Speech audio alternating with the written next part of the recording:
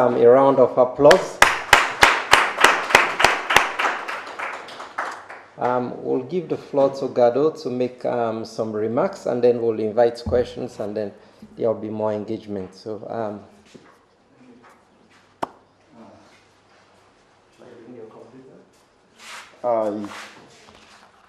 yes, but I'll probably.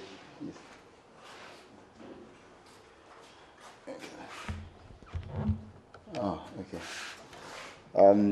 First of all, I would like to say thanks to Kwamena and CODESRIA for inviting me here today.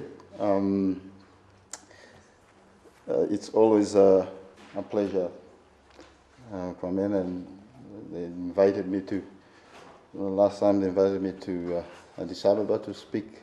They had a workshop called Artists as Peace Builders. I had no idea that I'm part of peace builders. I always disrupt things, so it's always a bit difficult. But thank you very much. You know, one of the things that I always say whenever I'm asked is, as an editorial cartoonist, I think I hold a... Sorry? Yeah, so you can put the first one. Okay. So is that 1, 2, 3? Okay. So this is the second one, but the first one. So I just want to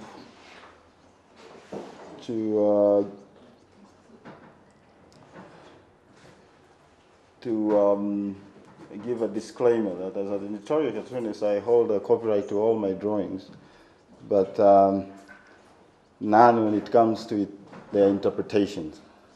So it is very fair whatever people come up with.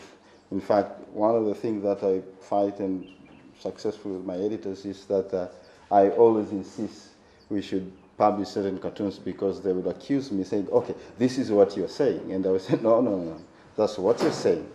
My cartoons, you know, let's say it's a different story, you know, altogether.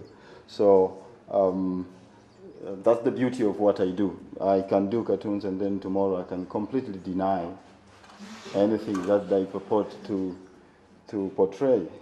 So small wonder I've been able to get away with a lot. Yeah, so cartoons as they are, I think they are supposed to provoke thoughts. They are supposed to speak truth to power if they manage to do that. I don't think that our, especially, you know, leadership here, you know, I think I don't know what kind of truth that you speak to them, that they will probably react to it. So sometimes also as an editorial cartoonist, I'm frustrated. But I always go back and take solace in the fact that, yes, I think we can laugh at what is happening. We can laugh at ourselves, and we can laugh at our political leadership. So that's in itself is some solace. Yes, as a human being, of course, I would always, you know, love to see that probably whatever I do in its own small way, you know,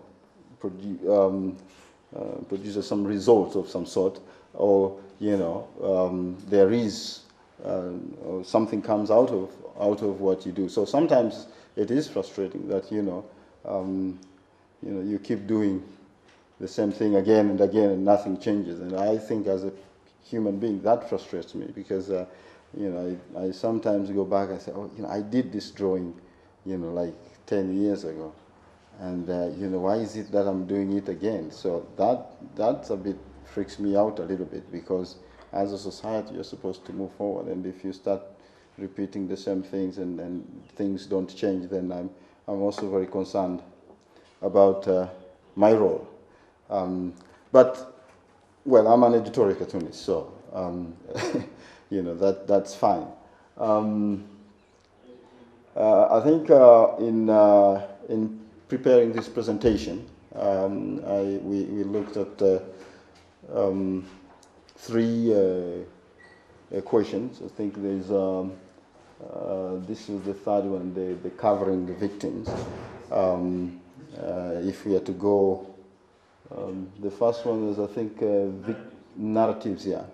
So the narrative of the first one, and obviously, no, that's not the narrative. Forget about this. I think the third, yeah, you started, yes, yeah. So I think going by definitely what we all went through in 2008. Very much, we are very much aware of in Kenya what happened, and you know, again, if you go back to the third one, the third issue is, so I personally, if I'm to jump to the third group, personally, for example, I was very much involved in actually in covering the events that preceded after 2008. And I can tell you, I mean, for the first time, it was very difficult because it's always easy sometimes to do drawings about Gaza because people are there. You know, you see that on TV, but when you actually also, you know, you have actually you pass Kibera, you know, people are wielding machetes and all that. That's a different, you know, experience altogether. So I had, you know, that was also an interesting experience covering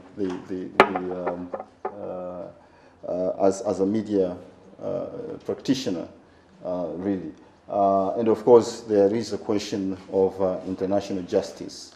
I think we are all aware of the ICC cases from their inception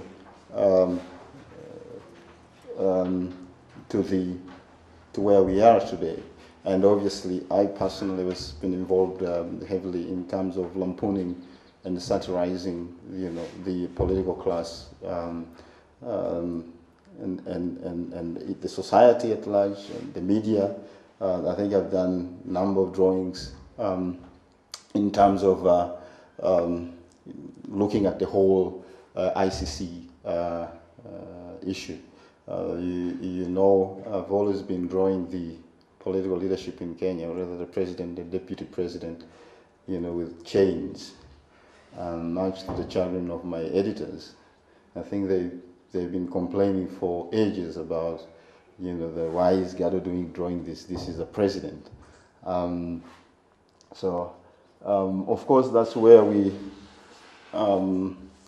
everything started when we found Kenya found itself in that position. One very important thing to add, I think I'm Tanzanian, so small one that has been very easy, I think, to look at issues here in Kenya and probably lampoon them with certain arrogance. I'm sorry to say that, but I think also it's a privilege that, you know, I've been able to look at things from a bird's eye view at times. Even though I know that I've also been accused of being every other tribe in this country, and I've embraced them all. So there are people who have said, you know, he's a Luo, and that's fine by me. And people who have said, no, he's a Luya, and that's fine by me. I've been a Costarian, that's okay with me. Actually, I was born in the coast, so. Obviously, yes, we know the genesis of all that. And this cartoon was never published. It was at the very height of the, you know, I think 2 days after the violence started. And, you know, I felt that there was looting going on in Kisumu, that there was an important looting that, you know, we should highlight. And so my editors, I think at that time, rightly so, they felt, okay, you know, we don't know the situation at the moment. I did post it late and, you know, online. But I think it's also important to add that, you know, sometimes, and I'm always I always fight my editors. I think I have always a love-hate relation with my editors because, you know, has always been a struggle that I insist that they publish, and sometimes I say, no, you know, you can't. And because, again, you know, they kept saying, you know, I think one realization is always that, okay, what if you do, you know, that, you know, put fuel, you know, more fuel into fire. I mean, you know, we have seen that with the Muhammad cartoons and all that. So that's always a challenge, I think, for any, and I think, not myself, I think people like Muthoni Onyeki will tell you that. I mean, even them, in terms of the columns and Godwin, what they write there, I think they come, across that. So yes, then we had, of course, the government of national unity, and they were all expecting justice, I suppose. And then we swore, the president had to be sworn in. This was also not published. I think there was saying very. But then again, we all know, the root of all our problems. I think that's not in question, and that I think probably this is just a boring cartoon. It tells us what is actually. And then the discussions actually started about power sharing and all that. But to be truthfully, actually, the power also on the ground, in places like Mathare and elsewhere, also, people negotiated their own terms. And if you went to Mathare, you would find actually people had actually said, this is actually, Kikuyu on this side, Luos on this side. So they negotiated also themselves of their own, regardless of what was going on. I think in all the discussions that we've had, of course, we know that, tribalism is always cited, and it's always a challenge because, it's always a repeated theme. But I find that, more and more that probably, we used to lead it, but now it's sort of like it's leading us. I know that this is probably a much wider debate which we might not be able to exhaust today. And obviously, yes, we had victims and they were welcomed. I think they were homecoming parties. I think this is a very common theme in Kenya. I do believe, I think we have people from different countries here. Am I correct? Yes. Okay. So I just want also not to be rude and just assume, because there are certain things probably I should contextualize. So we had the victims and all that, and I think this drawing I did at the height of the presidential campaigns, whereby I think it was reported that that's the amount of money that would be spent, and at the same time, actually, we hadn't sorted out lots of IDPs who are still languishing everywhere. Of course, we had also I think probably for the Kenyans, they know the tug of war that was there about between Kiplagat, the chairman then, and the commission, and I think at one point it was very difficult to know, were they trying to pull him out, or was he trying to bring them down the grave? I did probably I didn't want to show it, a drawing that was probably much more rude, that I drew him naked. And he complained to my editors with, he actually, I think Kalenjin elders wrote Nation, and they said, God is very disrespectful of our son and all that. And it was very embarrassing, because I had to, my editor had, so I said, oh, by the way, I reminded my editor, we actually we had drawn President Kibaki naked. So he said, oh, please give me that drawing so that I can actually argue my case. So I had to dig that drawing where we had Kibaki as an emperor without cloth. So I suppose that settled the problem a little bit.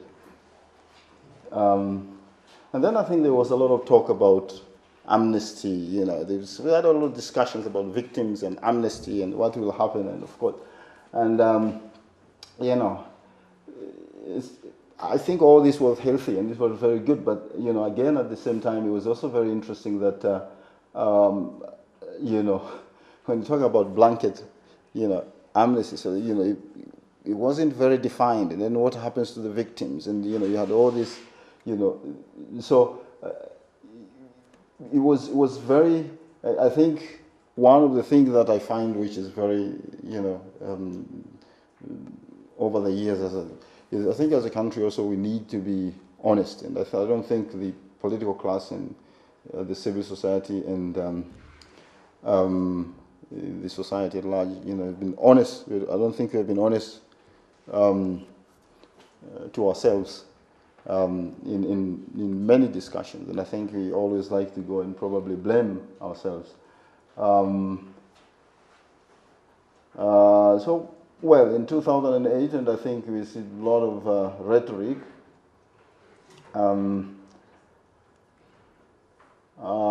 Yes, and of course, again, if you had to go back, when Waki came up with it was very interesting because he had to actually, he didn't name these guys. So I just imagine that, he would rather clothe these guys and just less we know them because, if you were to look at the ugly things that they've done. And of course, voila, we had Ocampo. I'll try to get. So I think, I'm not sure if this was published.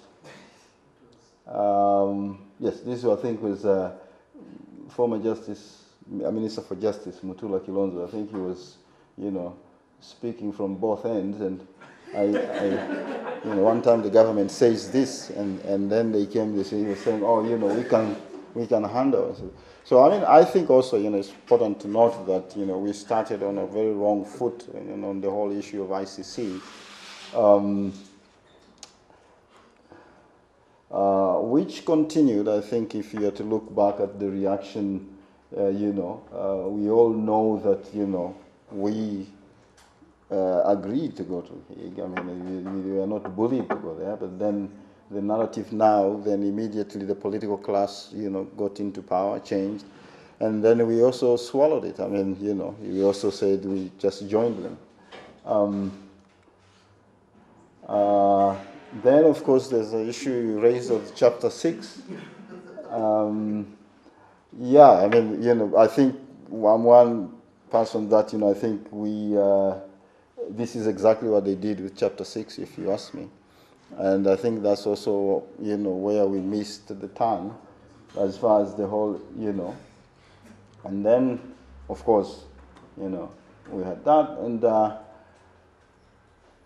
we took our impunity to Hague, or rather our unity, for that matter, and they left our impunity at home.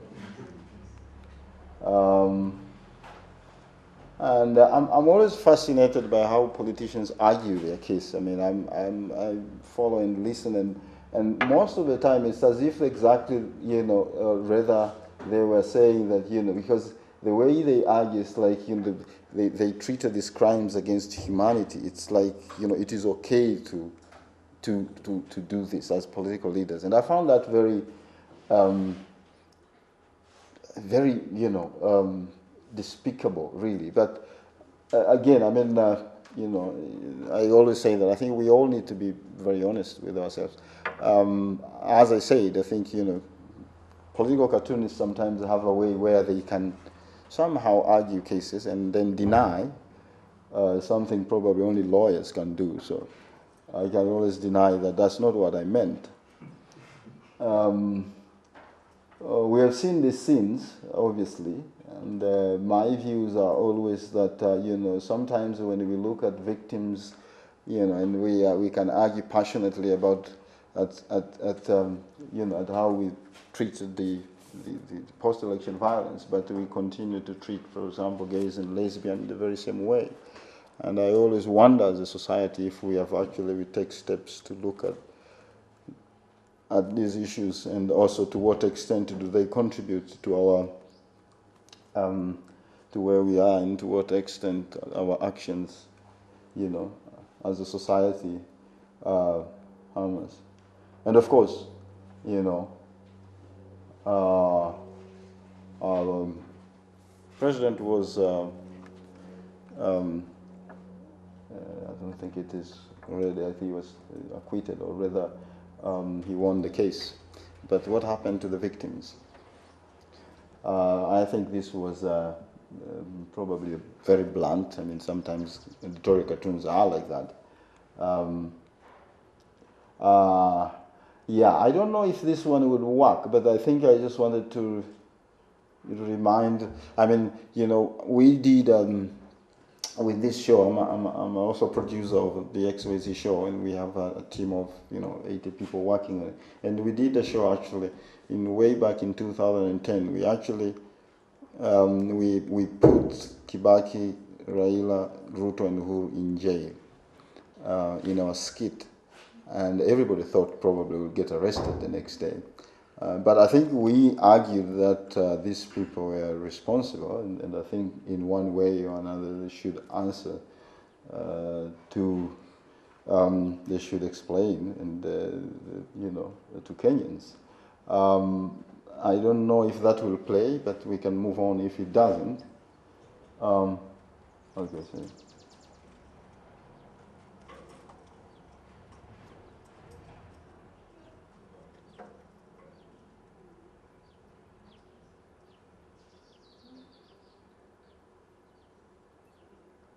It depends probably how fast the internet is, but we don't need to wait. I think we can move on to the second.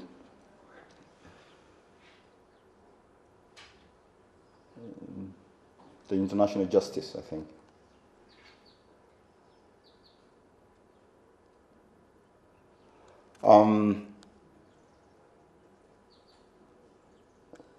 Yeah, I think there's another one, international justice, where. Yeah, the international justice. Yeah. Yeah, so I think, again, and then of course we got into all this, the ICC and the whole process, and we went through, and those who supported.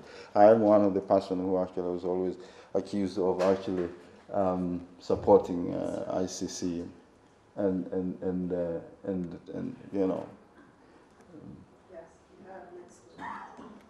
okay, so this one. Yeah, and so of course we saw how the deputy president there, I think, surrounded by all those lawyers. I wonder if actually he could have actually, as a leader of this country, allowed probably only one of his lawyers to represent a few victims. That would have been something. So I think.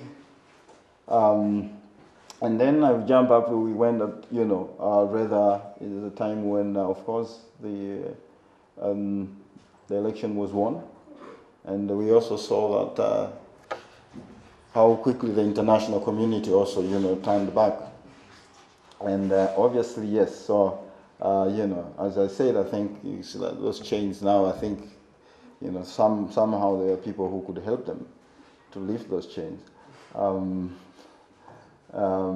Yeah, so I said, I had my little guy here saying, they call it pragmatism, That's what they call it. I think, it's hypocrisy, whatever you want to call it.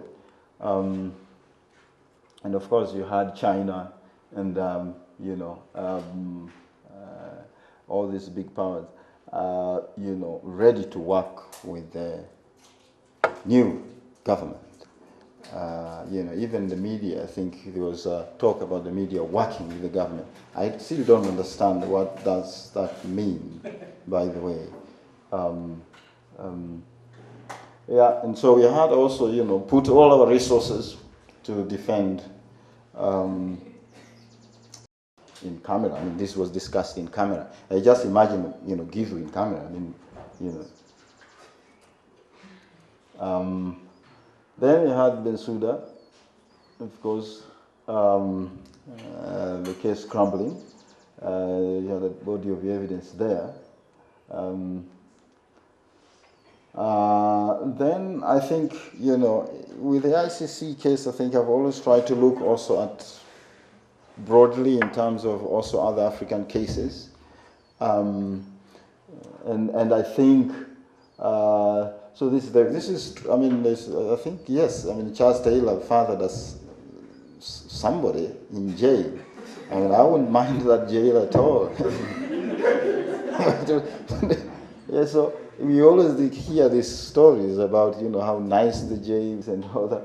So I think it was kind of, imagine a situation. I think at that time you had about 8. By the way, I think at this time you had, I think, it's 10 people, I think, when this, so I think I just imagine, I mean, the president in jail and probably, you know, his wife visiting him. I mean, you know, I think I can read, I can do a lot of things, and also on top of that, you get sex. I mean, who would not want that?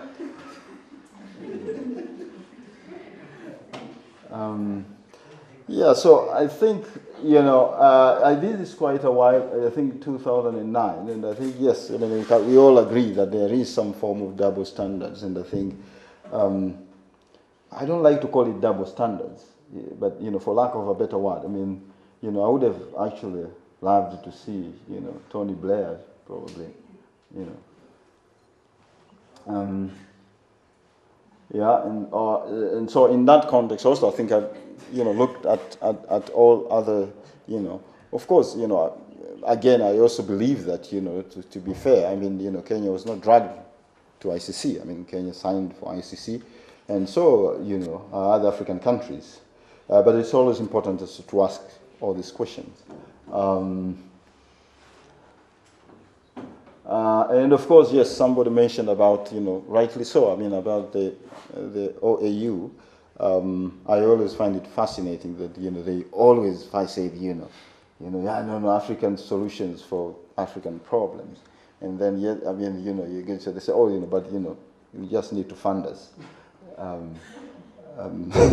So it's always, so of course, we always have the usual culprits. You know, and of course, I think probably Muthoni also knows this better than anybody. I mean, this nonsense that has been going on about, you know, trying to accuse NGO of actually soliciting funds from you know, foreign governments and foreign, you know, donors, and this government solicits money from the foreign donors. So where does that come from? I mean, probably about over, if I'm not right, 70% of Kenya's healthcare is supported by donors. I mean, you say it. So, so I just thought I should highlight that, you know. And I just imagine, I mean, if these guys were actually allowed, they would just raid, you know, ICC courts. I mean, because all these people have, you know, came to power in very dubious ways. I mean, there's no question about that. So, in many ways, I mean, one can understand it when they make noise, you know. And so, of course, we had Bashir, who was invited here, by the way, painted himself with blood to a corner. And voila, also, you know, with the Africa Union, I think Konyi would run for president. Yeah, this was published, but it's a very, I must say, okay, so it's a rude cartoon. You know, these UN resolutions, I think for me, I get really frustrated with them, and I don't understand. So it was published in the East African, and my editors were furious. I think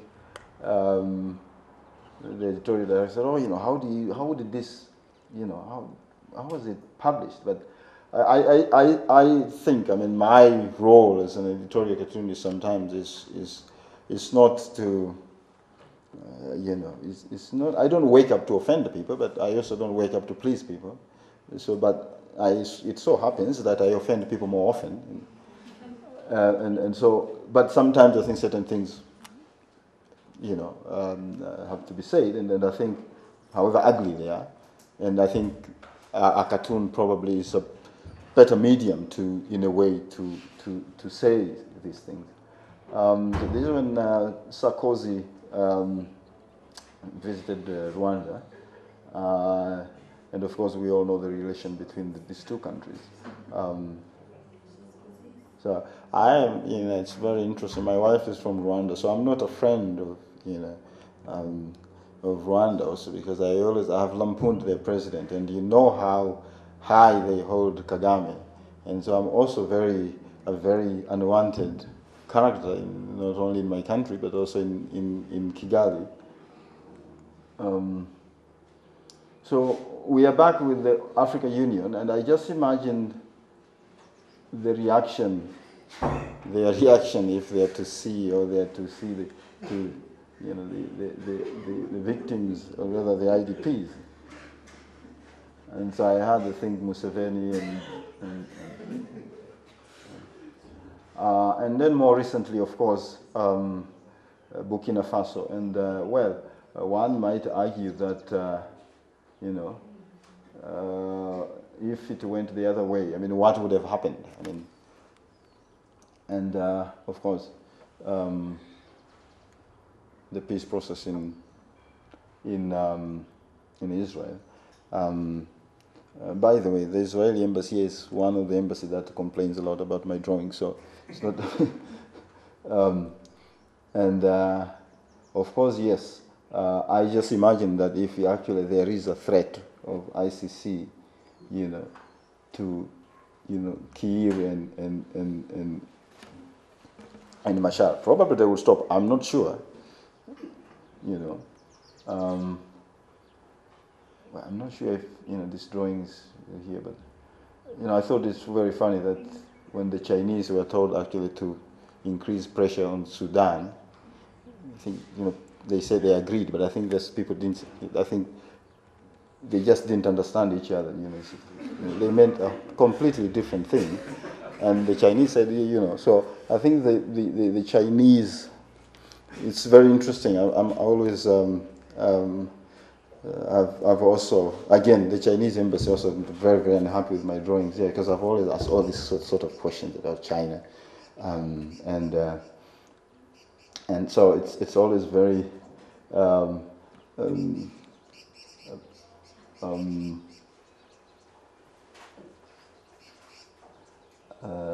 this is, yes, again, this is Central African Republic, you know, because, you know, it's very interesting that, you know, the rhetoric, you know, you keep hearing it and all that, you know, when, you know, the ball is on the other side, you hear this story. When the ball is on our court, you hear a different story and all that. So normally I would actually use probably the usual suspects in my illustrations, and because, you know. Yeah, so there was actually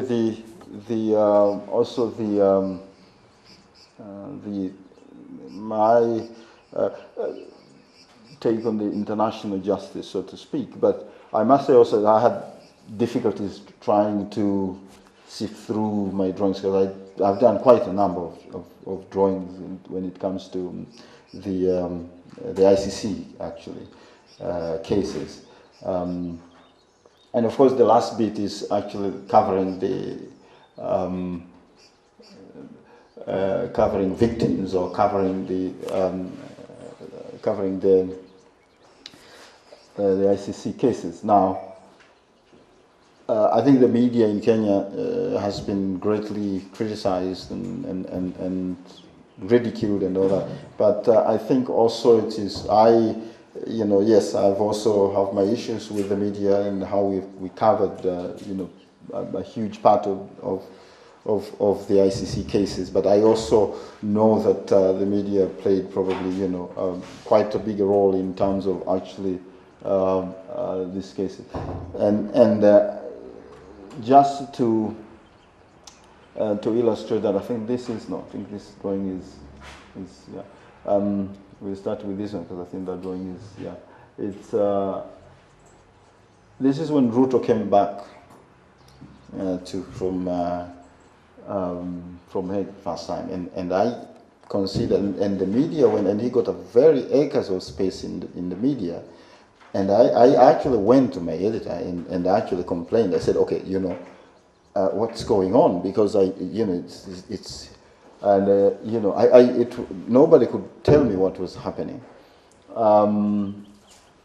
It was just amazing. So I think that to me was one, you know, as I said, I've also criticized the media in terms of how we covered the victims. Again, I just imagine how transfixed we were with the cases, but at the same time we had a situation whereby, you know, these victims are just, the victims are there.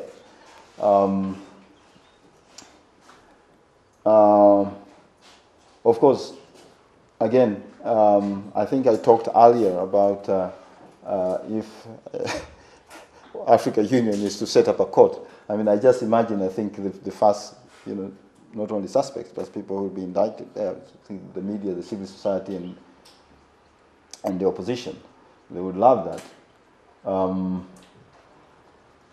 and here I used the Pastor Nimola's essay here to illustrate, you know, our passivity as a society. I think cartoonists, I've done that many times. You know, cartoonists, you know, normally plagiarize stuff, stuff other writers and other do. So I've done it. The only good thing is I normally acknowledge. So I've actually ripped off Wanyeki's stuff, you know, and used it. The only thing is that you acknowledge. So. I just imagine that, you know, yes, I think we always like to stand by and watch. And I'm just coming from a discussion early in the morning about the role of the new media and what Twitter and Facebook can do. But, you know, at the end of the day, that's not, you know, substitute to taking action. I mean, we can say all we want and we can abuse each other, you know, all day, but if you don't take action, then that's it. Then I looked. I mean, this one was way in 2014.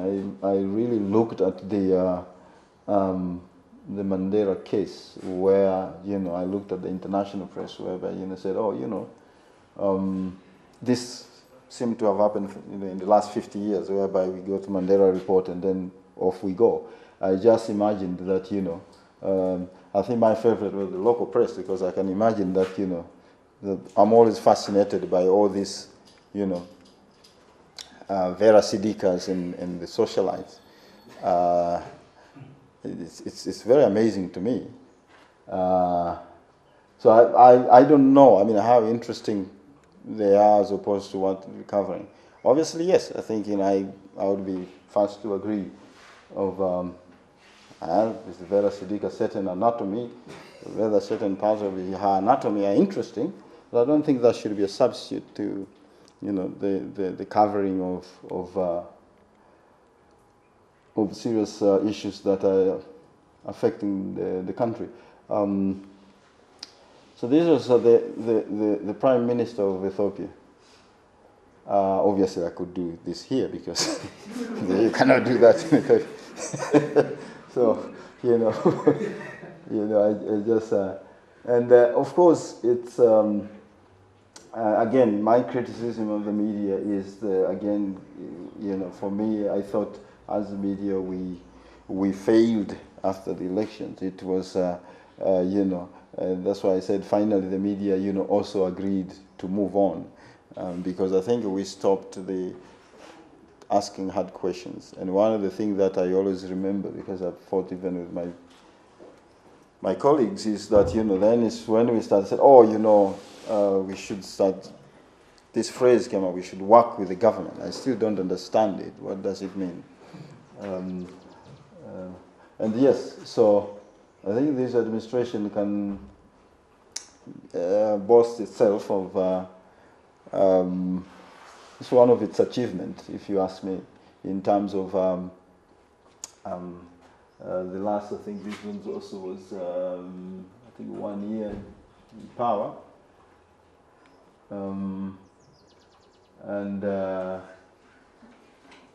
Yes, and of course, then again they turned around and to actually blame the media for all the problems that, you know, is happening to them. You know, insecurity, graft, and ICC. It's all the media. And again, yes, I think I imagined, you know, I've always imagined that, you know, if actually the stuff that I see online, I mean, as an editorial cartoonist, you really need also to develop a very thick skin. I mean, I get really insulted. I mean, I understand that, because I insult people, I suppose, in one way. But I just imagine that sometimes it is actually, if, you know, that is captured, because the stuff that people write sometimes is out of, you know, this world. And that's the only way I could capture it.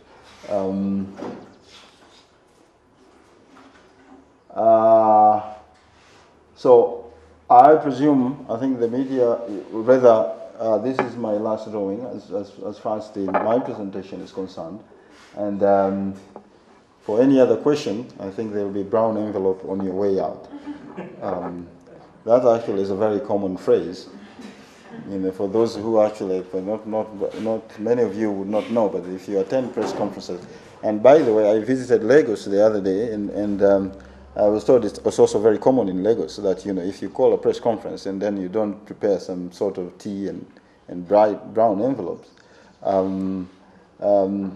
So again, I can always do this because I don't attend press conferences. Yeah, so I think most of the time it's always, as I said, it's always very difficult for any editorial cartoonist to you know, editorial cartoonist presentations are always a bit weird because, as I said earlier, that, you know, as an editorial cartoonist, I do have a copyright to my drawings, but you know, not a copyright to the interpretation. So I think I would invite, you know, it would be good if we make the rest of the presentation interactive. I'll be happy to discuss and answer any question that is there.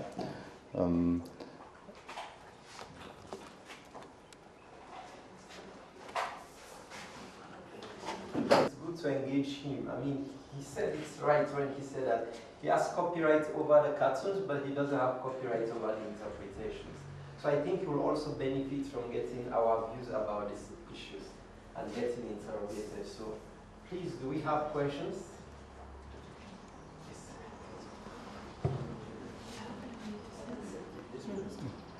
Yeah, you can just sit.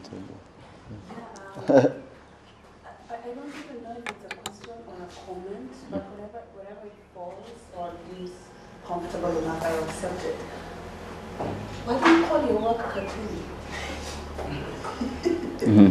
Because in my head, what I see when I look at your work, and I have like paper clippings of this, I am obsessed with this. I think it's a work of art, you know. So I don't know why you call it cartoon. Why not the art of cartoon? Well, I mean, cartoon is a general term. It's not. I mean, I'm fine. I mean, I didn't create it. I mean, it's editorial cartooning has a history of over 100 years. It started with during Reformation with Martin Luther King. Yes, Martin Luther. You know, because people could not read, they would actually carve woods and actually show. You know, that's at least as far as history is concerned. I don't think I have any problem with cartoons. I mean, cartoons are, you know, it is just that our view of, I think, as a society, but probably it's only here. I mean, you know, in many countries, it's editorial cartoons are used to educate. They're used to inform, and that's what their role. I don't know why you have a problem with that.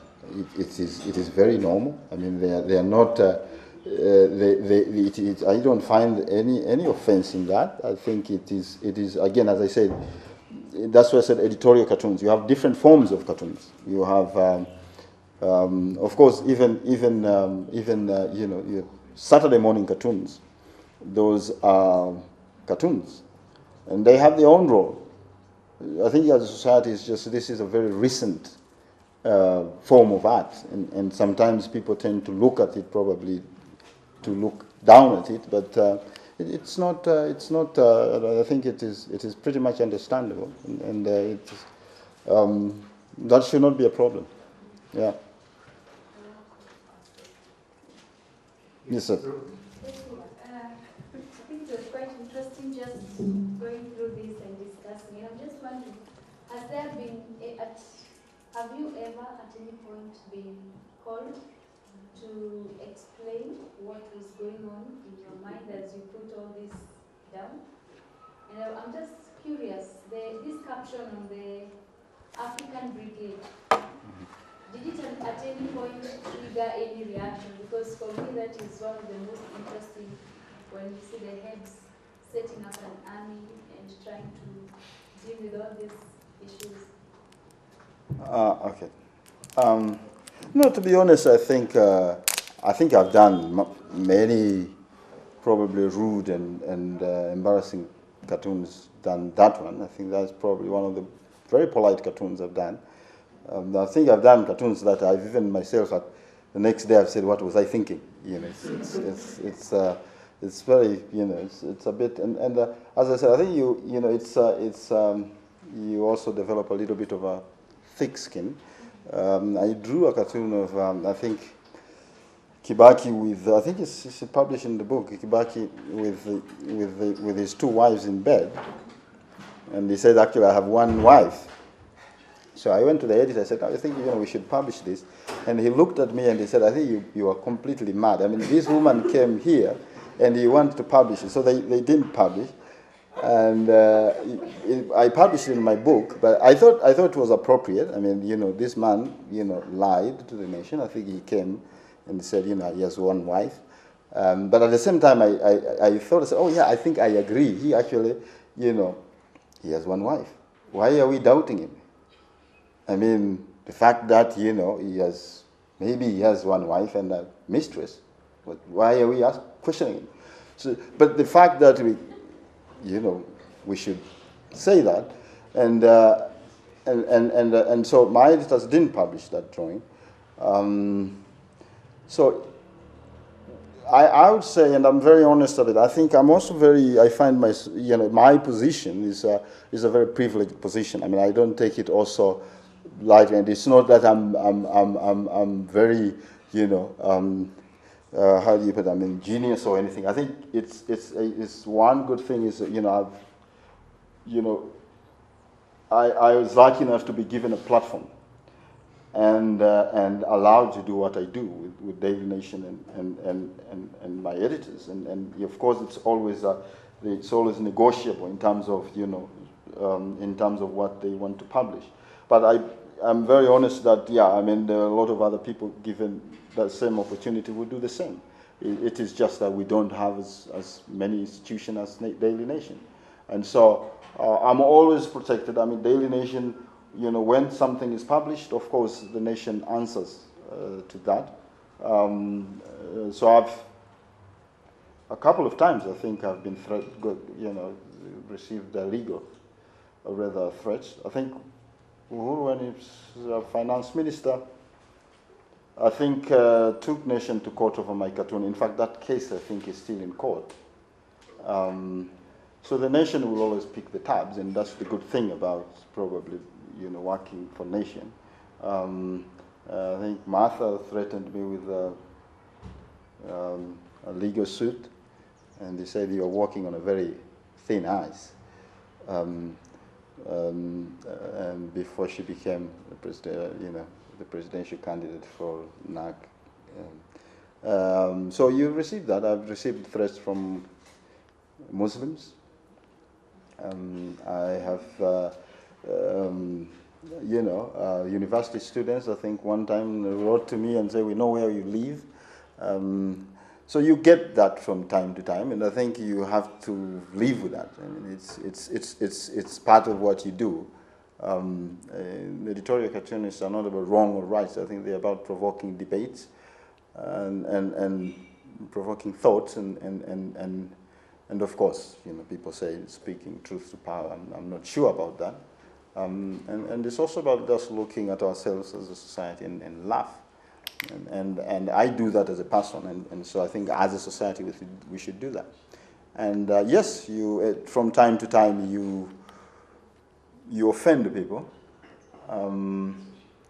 you know, and as I said, I think that comes with the territory. I mean, when you offend people, you don't expect them to react nicely to you. I think most of the time I pick a call from some guy and you know, lecture me seriously, and I don't necessarily, you know, agree with them, but, you know, sometimes I listen, sometimes I, you know, and that's fine by me. Sami, do you have a question? Yeah, First of all, I'd like to say that it's such an honor to sit here and listen to you. I've always admired your work. My question is, how, despite there's a lot of gloom and very sad, when you look at these pictures and these cartoons, if you want to laugh, we've all laughed, but I think the picture of it depicting Africa, how it is, it's very sad. So what keeps you going? What inspires you despite the gloom that's all around? Do you think your work has had an impact? What makes you wake up every day and think of the next cartoon? Well, to start as I have to earn a living. I have to live. I got two daughters. I mean, so I have to live. I have to pay my rent. Let's start from there. Yeah, I think it's very. To be honest, I'm also very frustrated because you really want to see change. You want to and as I think cartoon as a language, you try to use it also to say certain things. I think it's probably a language whereby you use negativity to bring out so as to bring out positivity, if you are to say that. But it's not as straightforward as that, and I think. Yes, it is very difficult sometimes to draw positive cartoons, but I've done that, and I think the role of editorial cartoonist is always to interrogate, it's always to question, it's always to, ask hard questions, and I think in doing so, as I said, not only you offend people, sometimes you appear mean. I mean, there are people who think that I'm a very mean person, by the way, which is contrary to that. I did a drawing of, I don't know, I think Naikuni, when he crashed, I drew him, and so I met one of the directors of whom I know of KQ. He said, people at KQ think that you're very mean. Why would you do that to? So I really laughed. I said, look, I mean, and well, true. By the way, I pointed out that probably get a huge bonus, and now he's the chairman of Airtel. So I also ask questions, it's not politicians alone. I actually like most of the time, especially these days, to really ask to tackle social issues. I mean, of course, politicians are my primary target, but then I enjoy also, and I really like to just talk about social issues. It's not as easy as always. And the challenge we have is that, I mean, the so-called freedom of expression and freedom of space is always a contested space. I mean, we can laugh and enjoy now, but I mean, the reality is, this administration, if it has its way, it will just, clamp on the gains that, Kenyans have, and they are doing that Kenyans have gained. And so, it's always a struggle, if you were to ask me. It's and I think that goes to many other people, columnists and writers, and I think again probably Godwin and Wanyeki Muthoni will bail me out. It's always a struggle. But yes, I somehow have to find strength to wake up in the morning and what. But it is also, I must add, I mean, I've taken a break, for example. I've taken a sabbatical, and it's the reason is because also, for example, the last 3 years I've worked like a madman. I mean, I've just been working, and I've also been getting sick, and so as a person, I like also to take a step back and look at what I'm doing and review what I'm doing, and in my, is my contribution positive? Am I doing something positive here? So yes, it is sometimes very difficult, and as I said, I've taken a break now. I think I will, also try to do some reading, but definitely I will get back.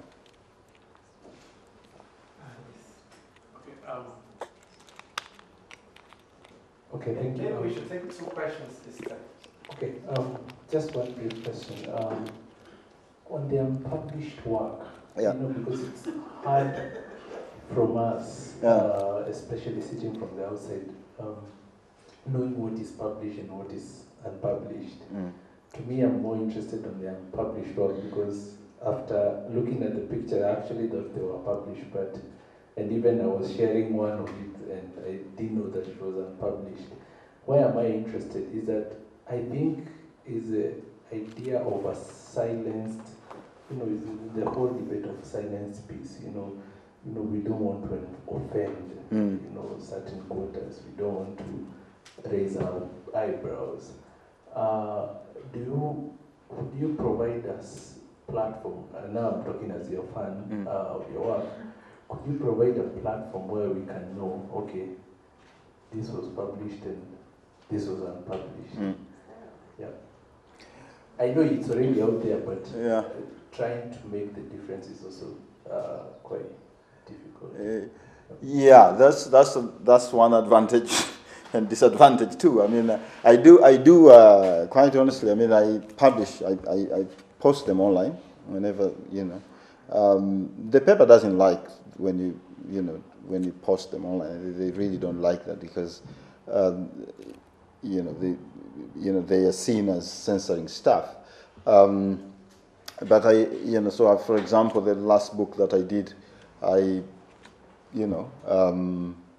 included all the unpublished drawings, but mostly online. I always publish them online, and of course sometimes some of them make rounds, and nowadays with Twitter and Facebook, it's easy also to have a discussion and all that.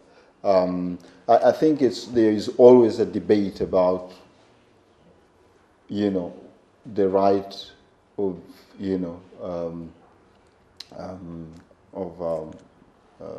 any publisher to publish or not to publish. I mean, again, you go back, for example, to the Mohammed cartoons and what happened in Paris with Charlie Hebdo.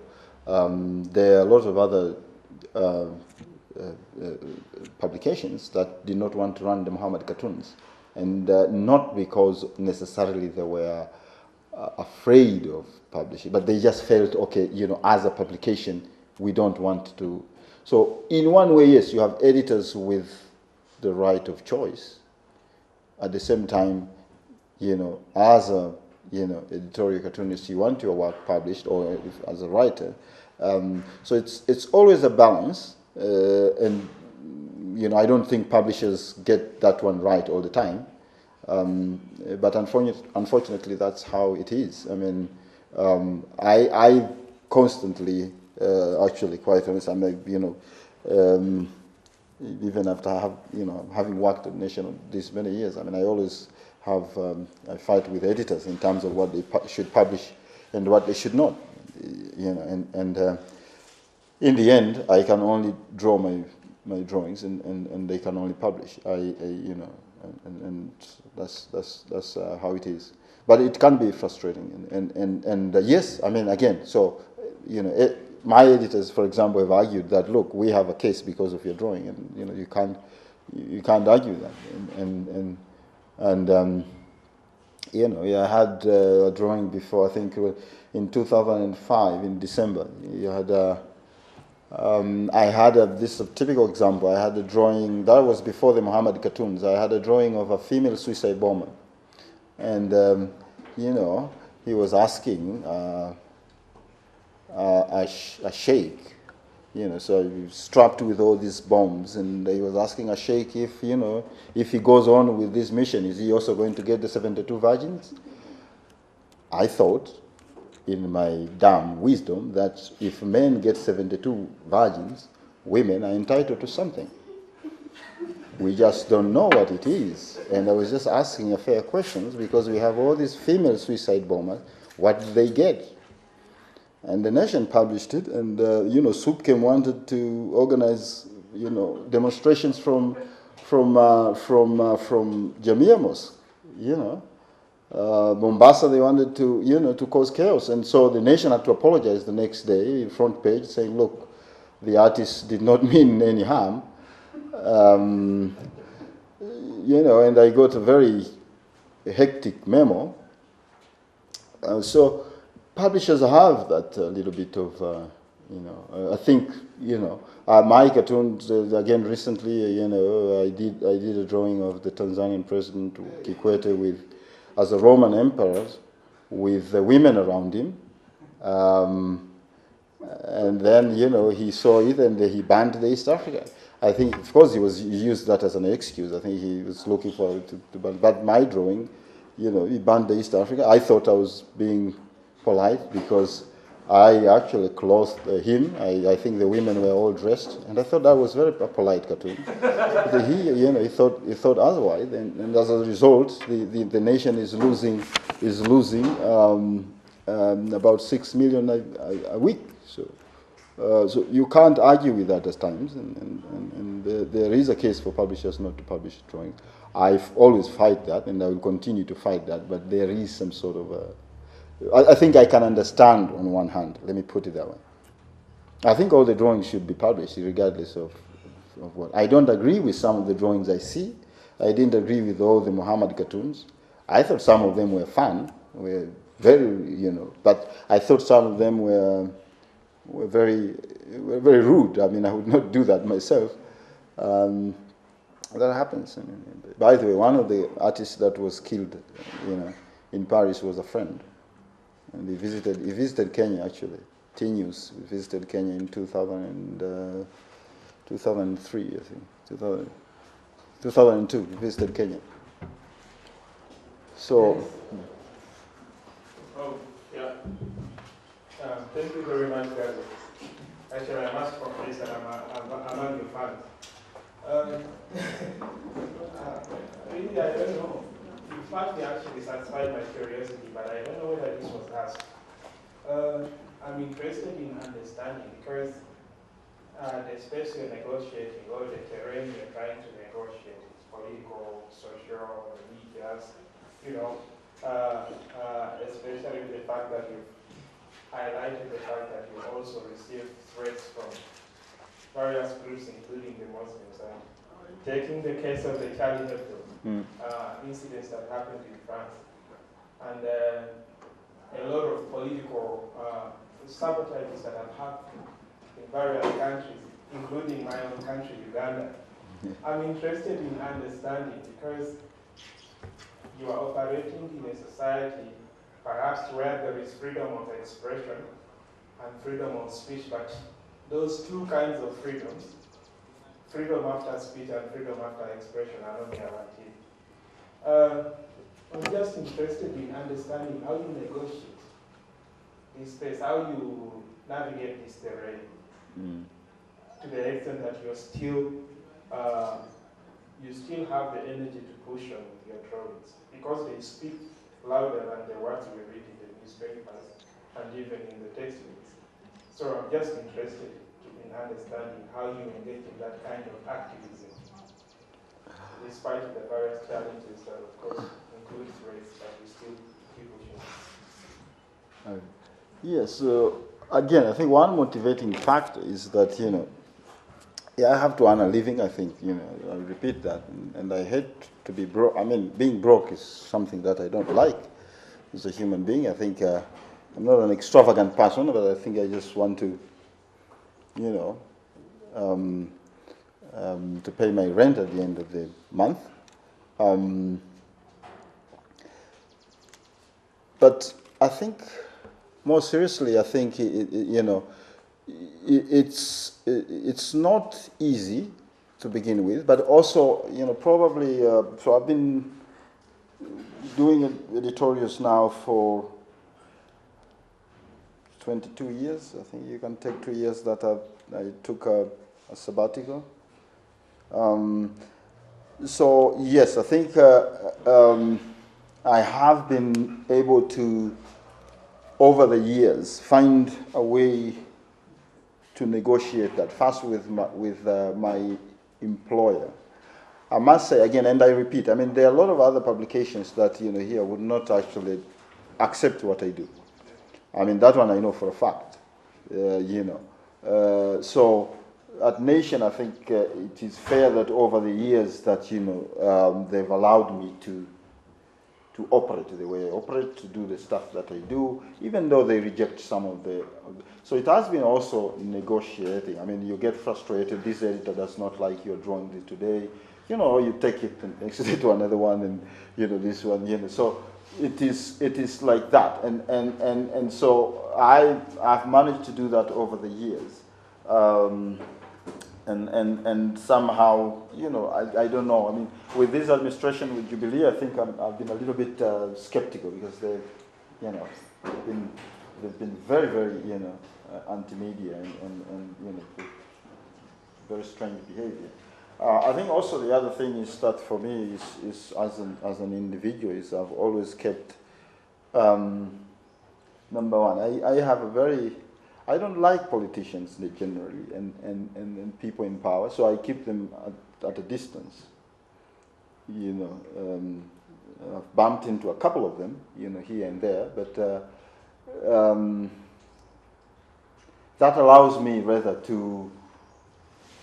We are all human, so you know, in a way, for example, you know, if I know Godwin or Muthoni, if they get to a political position, then of course you have an issue, you have a dilemma here, you know. Muthoni as the Minister for Culture, you know, if she messes up, what do? Do you draw her naked? You know her. You know, that is disrespectful. Godwin, you know him, I mean, probably gets up.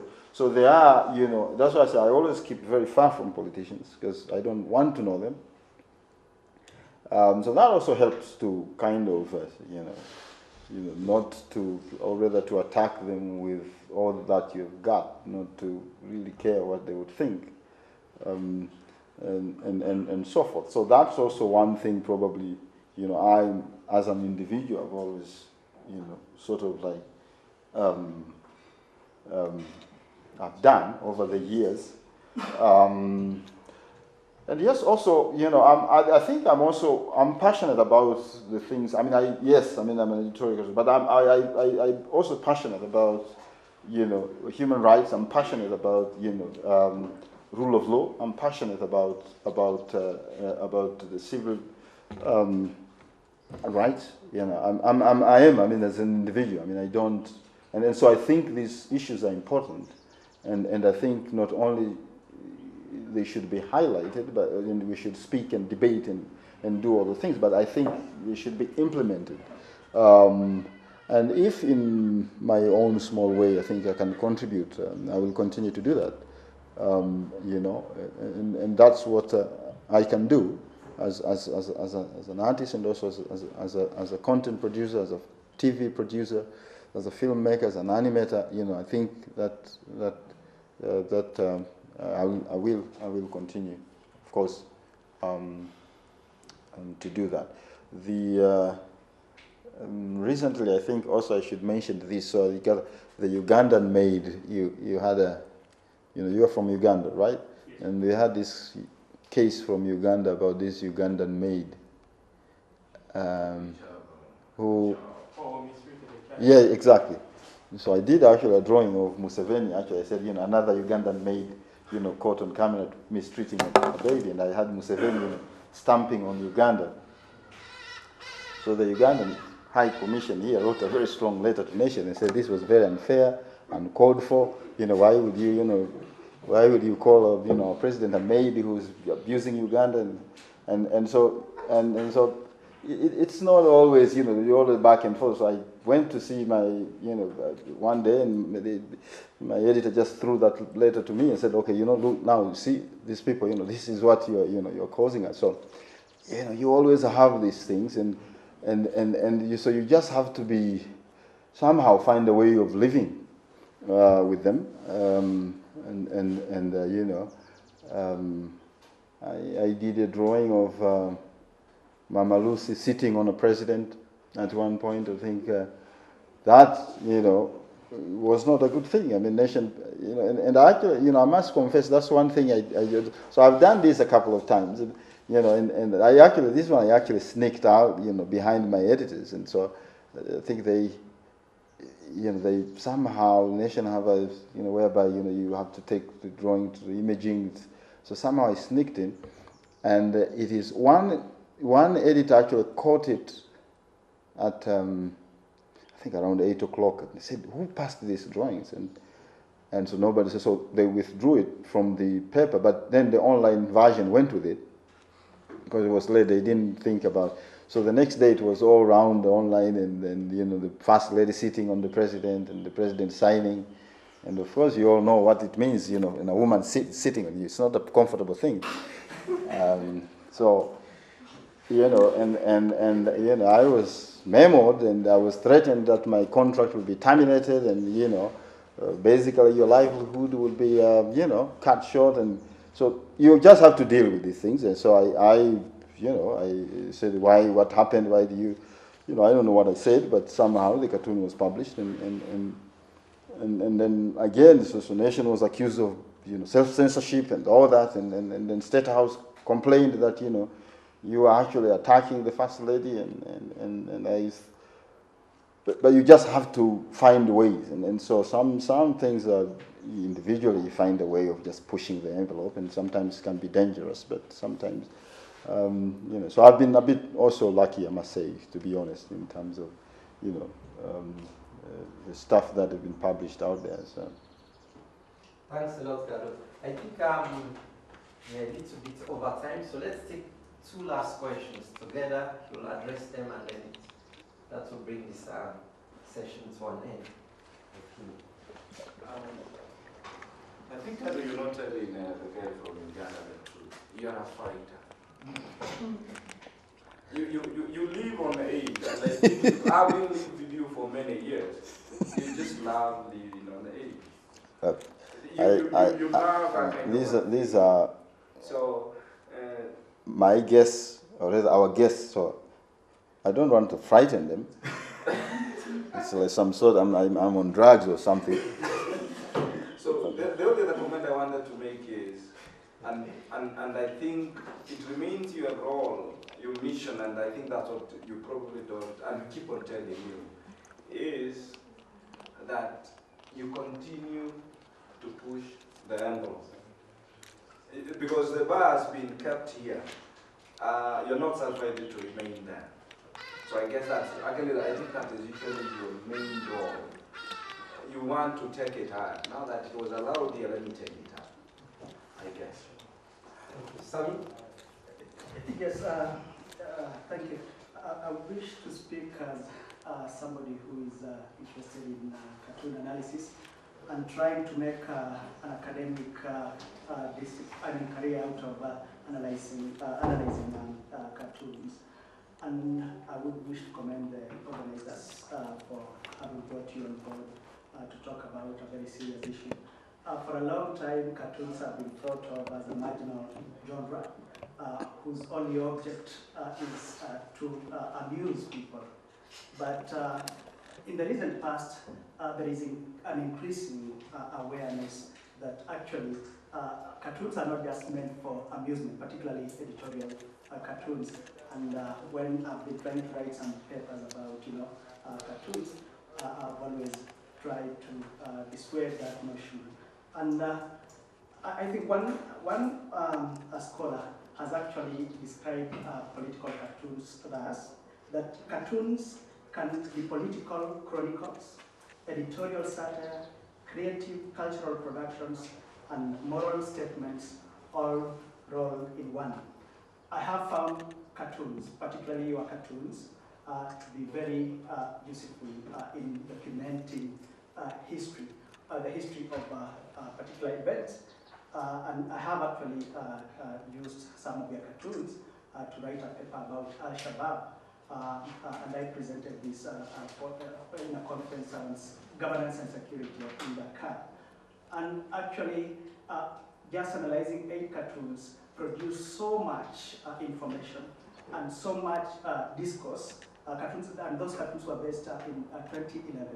And whatever discourses they actually animated at that time is what is actually animating the discourse about terrorism in Kenya today.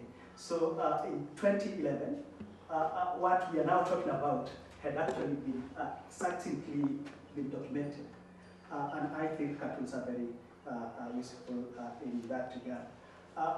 And cartoons, I think, should be of interest to academics and activists, because cartoons here, particularly here in Kenya, GADO has been at the forefront,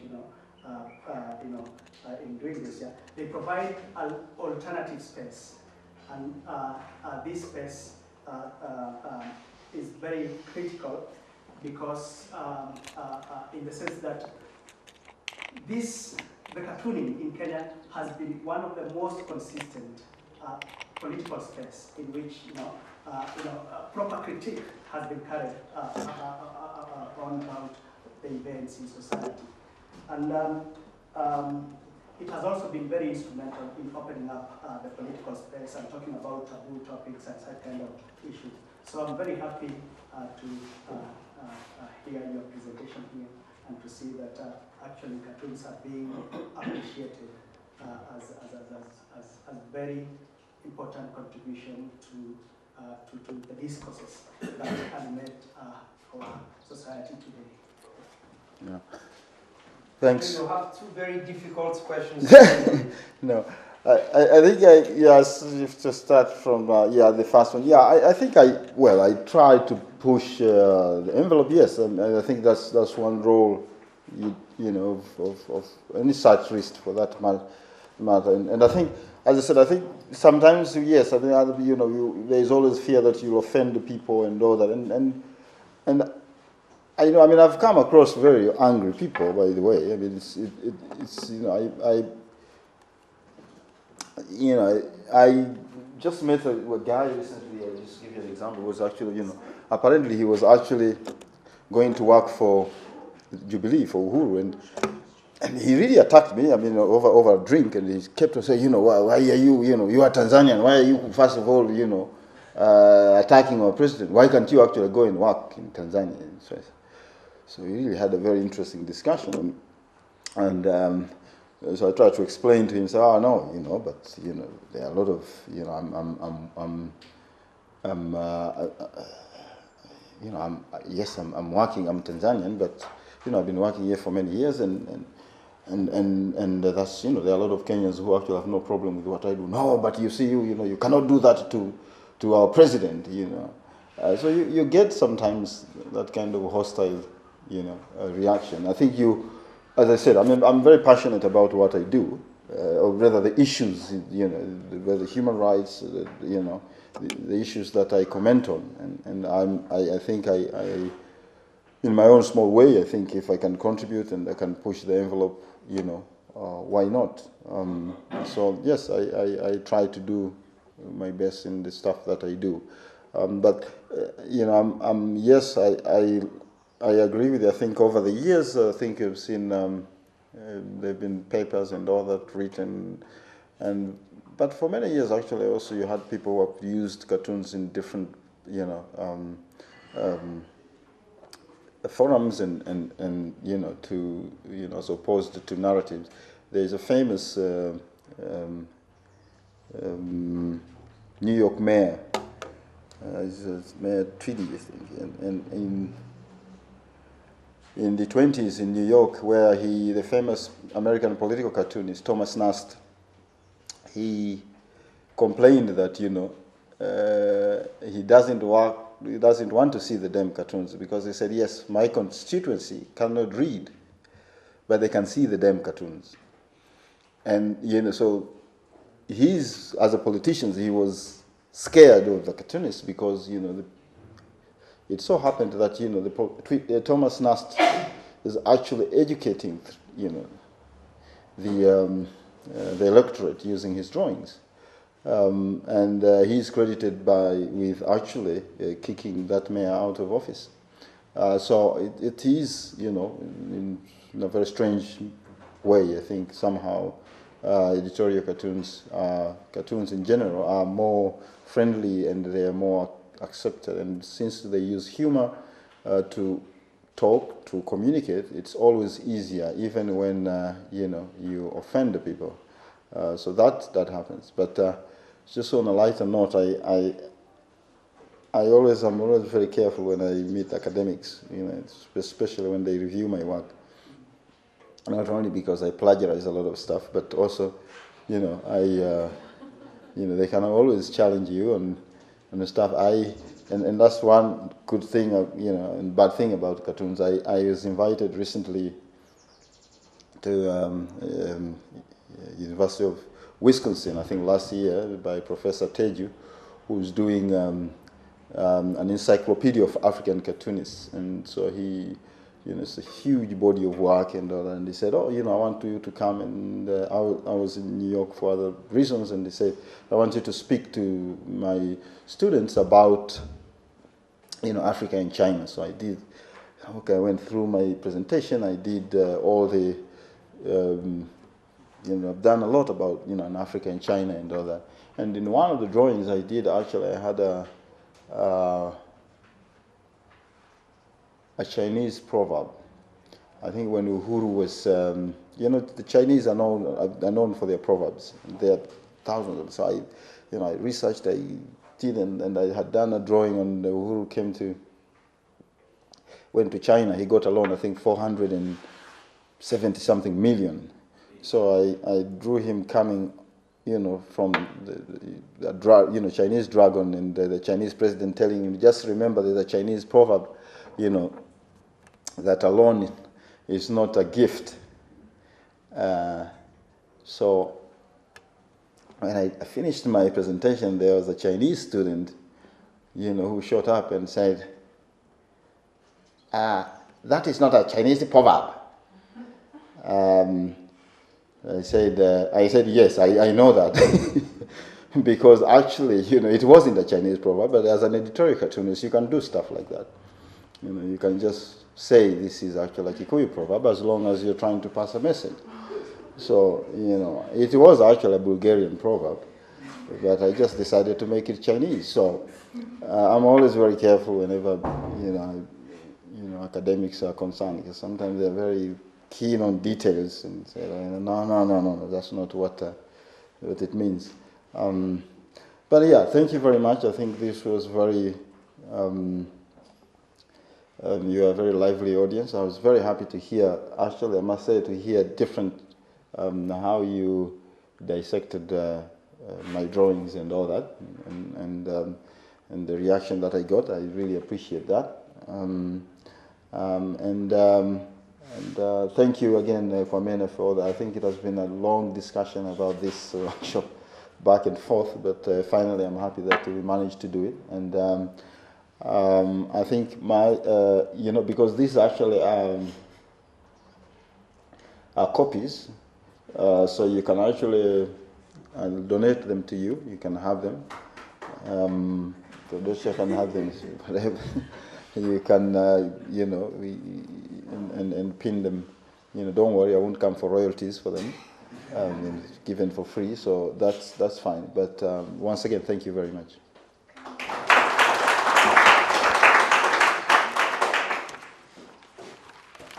think after this, there is no need to summarize or to analyze or do anything, except maybe to ask that we give Gado another round of applause.